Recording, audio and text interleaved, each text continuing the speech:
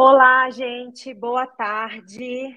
Hoje eu estou muito animada com essa conversa por uma razão muito simples. A gente vai falar de um dos temas que mais toca o meu coração, que é o tema de cultura, e isso conectado ainda com o segundo tema que tem tocado ainda mais o meu coração, que é esse mundo do Open Talent, o que isso significa. E eu estou com uma pessoa muito experiente nessa temática, alguém que eu admiro muito. Então, estou animada com essa conversa de hoje. Vou só esperar um pouquinho para as pessoas entrarem. Enquanto isso, só reforçando, eu sou a Luciana, eu sou co-founder e CEO da Tifis Group. A Tifis Group tem por missão reinventar o trabalho. Isso significa que nós somos um marketplace de talentos e a gente conecta executivos que têm desejo de trabalhar sob demanda com empresas que também têm o desejo de colocar esses executivos atuando sob demanda de diversas formas dentro das organizações. Se porventura vocês tiverem algum interesse de conhecer mais o trabalho da TIFES ou em conhecer um pouco mais sobre o trabalho do meu convidado de hoje, tem um QR Code na tela. Esse QR Code ele vai direcionar para o WhatsApp da TIFES e de lá alguém vai ajudar vocês com a demanda, tá bom? Mas vamos lá, vou apresentar aqui meu convidado de hoje. Hoje eu estou com o Vitor Queiroz. Ele é um executivo C-Level com 20 anos de experiência no setor financeiro. Ele atuou como COO, liderando um spin-off da fintech do Bradesco, a Next, além de diretor de RH. Vitor, muito bem-vindo. Fica à vontade para complementar sobre a tua experiência, mas hoje eu queria entender um pouquinho como é que a tua trajetória está relacionada com o tema de cultura e Open Talent. Muito bom, Luciana. Prazer imenso aqui estar participando desse talk. Boa tarde a todos e a todas. Acho que boa parte da minha trajetória já explica bastante desse meu vínculo com o tema de cultura, né? A começar que minha trajetória profissional e pessoal, na verdade, ela é permeada de mudanças, de transformações. Eu acho que cultura fala muito isso, né? Sobre como as coisas são e como elas podem ser, né? Minha trajetória começou, na verdade, saindo de Salvador pela primeira vez na vida, pegando um avião, vindo para São Paulo para estudar. Então, toda uma realidade de mudança pessoal ali, em que mesmo durante o período de faculdade, ali eu me envolvi com o movimento de empresas juniores, tive ali uma atuação em nível nacional, e eu acho que essa primeira experiência, para mim, ela foi muito significativa quando a gente fala de cultura, né? Porque eu estava vindo de uma outra realidade, de uma outra dinâmica, entrando num outro contexto, conhecendo gente que estava vindo de tudo quanto é lugar do Brasil também. E mesmo no movimento Empresa Júnior, isso se fez muito nítido, né? E aí eu diria que durante minha trajetória profissional toda, eu vivi grandes mudanças e transformações, né? Seja lá no começo, no meu estágio, quando eu estava trabalhando com otimização de processos, em que eu tinha muito esse desafio de, olha, como é que eu mudo, como é que eu melhoro aquela realidade, passando por um período ali que eu ganhei mais expertise no mundo de gerenciamento de projetos. Na verdade, implementar projetos é realizar mudança, e realizar mudança é mexer com cultura. Até que eu passei por uma transição profissional, já quando eu estava ali dentro de uma grande organização financeira, que é o Bradesco, que eu fui parar para o mundo de RH, né, que foi uma mudança significativa dentro da minha realidade profissional. Eu diria que até aquele momento eu fazia mudanças por meio de projetos e processos, e acho que foi a partir daquele momento que eu entendi que no final projeto, processo, ferramentas, etc., tudo são pessoas que fazem a mudança, né?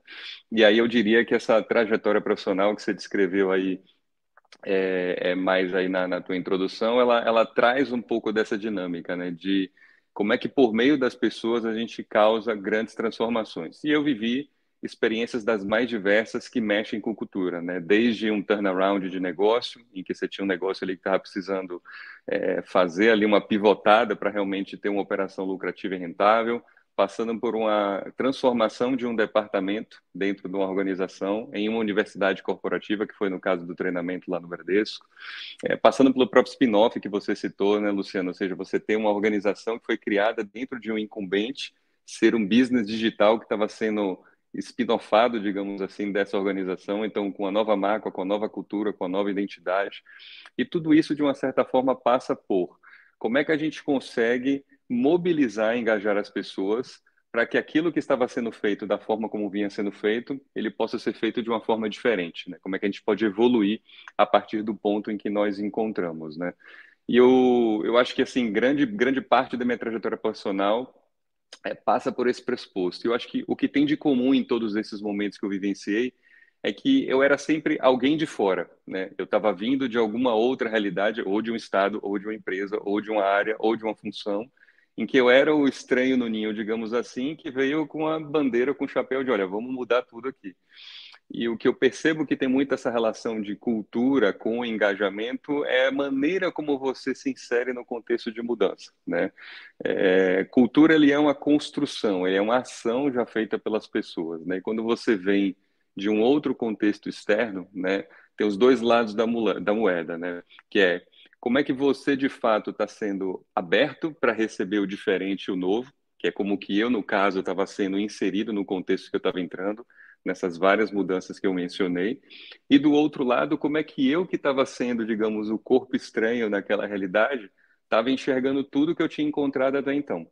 Então, acho que a gente pode até aprofundar um pouco mais nessa lógica, porque eu acho que cultura e engajamento, principalmente quando a gente fala de Open Talent, né, que é uma realidade diferente para as organizações, ou seja, eu estou indo para um mar aberto, né? Como é que eu me conecto com alguém que está, entre aspas, vindo de fora para fazer parte da minha cultura, né? Então, eu tenho um pouco dessa vivência de estar dos dois lados, digamos, tanto de ser alguém de fora entrando, quanto de ser alguém que está abrindo para alguém de fora chegar, né? E interessante isso, né, Vitor? Acho que a maioria das pessoas que assistem o Chief Talk, eles estão em dois lugares. Ou eles são pessoas de RH, e aí o RH tem todo esse desafio de ajudar a organização a alavancar cultura, entender cultura nesse novo modelo pós-pandêmico e uma série de coisas.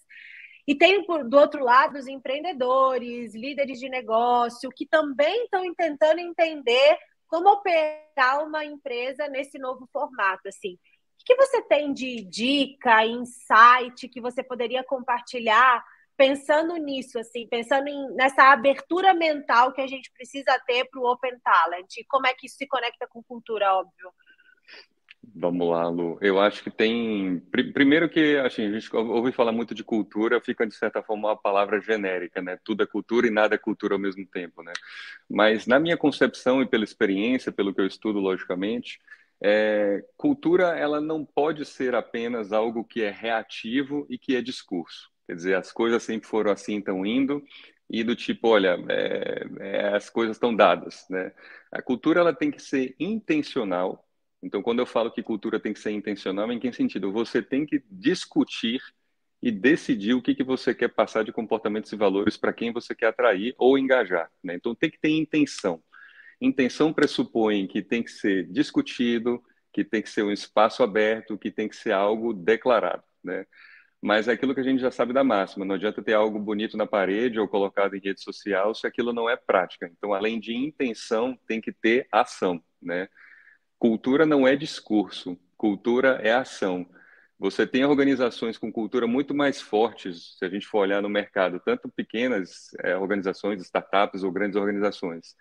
Tem situações em que você tem uma cultura declarada muito explícita, mas ela na prática não acontece. E aí você tem uma dissonância, aquele famoso walk the talk, né? E por contrário, você tem situações que é uma cultura muito forte praticada que não está declarada escrita em lugar nenhum. E essa, de fato, é uma cultura que vinga muito melhor. Eu acho que pode ter o melhor dos dois, né?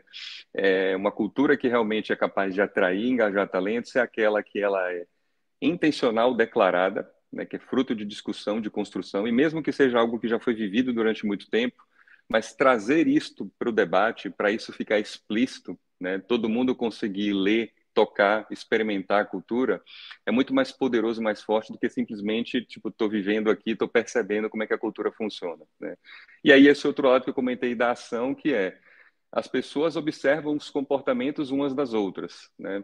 Elas não olham aquela máxima que a gente fala, que não é o que você diz que conta, né? É o que você faz, né? E cultura na prática é o que é feito, não é o que é dito, né?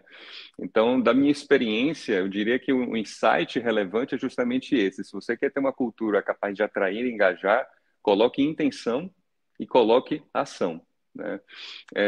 Isso passa por desde você fazer um diagnóstico da sua cultura atual, e aí acho que quem é do mundo de RH está mais familiarizado com essa dinâmica, né, de você diagnosticar a cultura atual e você discutir qual é a cultura desejada, e aí você identificar qual é a diferença entre os dois pontos e você vê quais são as ações que você precisa construir para aquela cultura desejada ser construída. Mas eu acho que, especialmente nesse momento de diagnóstico da cultura atual, ele é um momento importante de abertura para o debate, né? Principalmente quando a gente fala de um contexto que a gente está evoluindo para um Open Talent Economy, o próprio termo open já pressupõe, pela tradução literal, de ser aberto, né?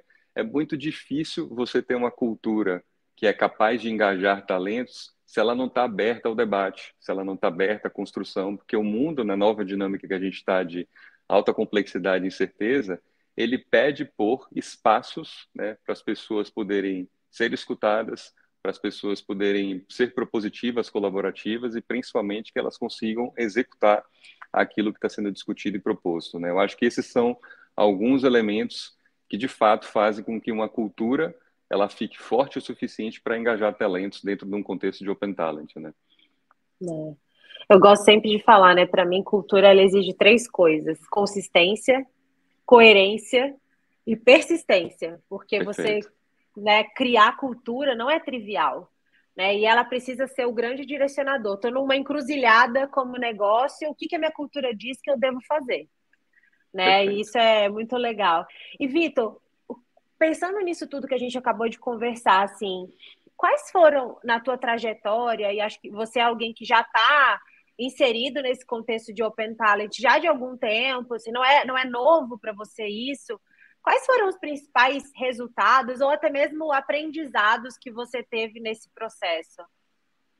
Ó, eu posso dizer, Lu, que como eu passei bastante tempo em organizações que são bastante sólidas, né, bastante consistentes, e eu consegui, logicamente, com o apoio e força de muita gente mobilizada, implementar uma série de transformações, mesmo em culturas que já estão muito bem estabelecidas, né? E eu diria que o principal aprendizado dessa história é, principalmente, se você é alguém que está entrando numa nova cultura, uma cultura já existente, ou se você que está querendo, com a sua organização, liderar a transformação de uma cultura, parta do primeiro pressuposto que é escuta quem lá já está e como que as coisas chegaram a ser como são, né? As coisas não estão como estão porque elas estão erradas ou ninguém está enxergando que podia ser melhor. Elas estão como estão porque alguém como você, que agora está querendo causar mudança, lá atrás teve a mesma intenção e ação, né?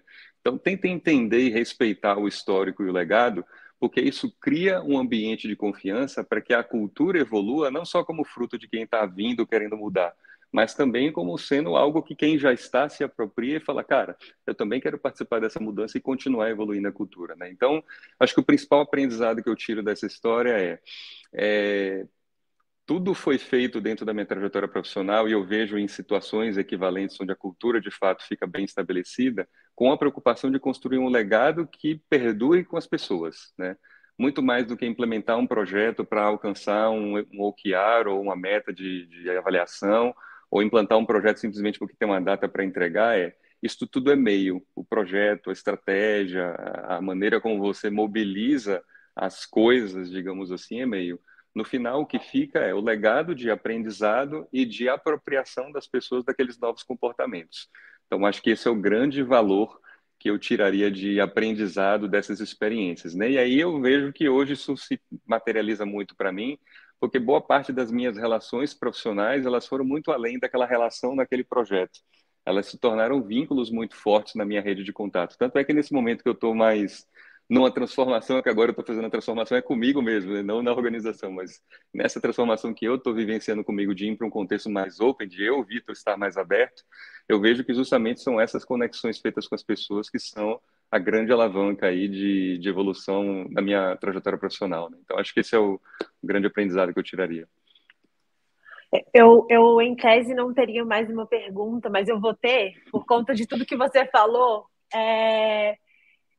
Que recado, Vitor? Assim, acho que grande fechamento você deixaria, acho que principalmente para os empreendedores, com a chegada do Open Talent, todas as mudanças que isso vai causar, assim, o que você diria para eles sobre isso, vinculado à cultura, ao Open Talent Economy? Qual seria o grande recado?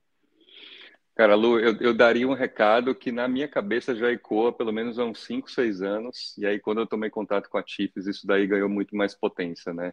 que era, eu fui participar de um evento na Singularity em São Francisco em 2017, para você ter uma ideia, quando isso ainda estava sendo apontado como uma tendência, né? E aí teve um profissional, agora eu não lembro de que organização que falava, olha, não pensem em aquisição de talentos, pensem em acesso a talentos, né? Você precisa muito mais mobilizar a energia e os skills das pessoas do que propriamente colocar elas dentro da sua folha de pagamento, né? Então, acho que a provocação, principalmente para empreendedores, que você está naquele momento de provar a tese do negócio, tentar ter um product market fit ali que, de fato, mostre-se válido, né? E você pensar em como escalar a operação, cara, eu acho que uma dinâmica de você acessar talentos de forma open, ela é uma possibilidade muito bacana, né? Porque você consegue acessar no tempo, no tamanho, na necessidade do teu negócio, o skill e expertise daquele profissional que já está talhado de várias outras vivências, né? Então, é um mundo muito menos binário, digamos assim, né? De ou você tem a pessoa por inteiro ou você tem nada, né? Não, cara, vamos ver aqui o que faz sentido nesse momento entre nós. Eu quero acessar esse skill e a pessoa quer entregar aquela carga de energia, aquele tempo para aquela organização. Eu acho que isso vai trazer muito mais fluidez para os negócios que estão em momentos iniciais como startups, né? E aí eu acho que isso é mais do que a tendência, né? Isso que já é uma prática que a gente está vivenciando aí, e eu acho que vale muito a pena apostar nessa estratégia aí para poder desbravar os negócios aí. Boa. Vitor, muito obrigada pelo teu tempo, muito obrigada pelos insights valiosos. Eu tomei nota de várias coisas, imagino que quem está assistindo também tomou nota. Ficaria aqui mais 2 horas conversando com vocês sobre esse assunto, mas em respeito ao tempo das pessoas, vamos ficando por aqui. Obrigada mesmo. Obrigada, gente. Até a próxima. Reforçando, se vocês tiverem interesse em acessar o Vitor, é, pelo QR Code, vocês conseguem fazer isso pela plataforma da TIFES. Obrigada, gente. Boa tarde. Obrigado, Luciana. Boa tarde, pessoal.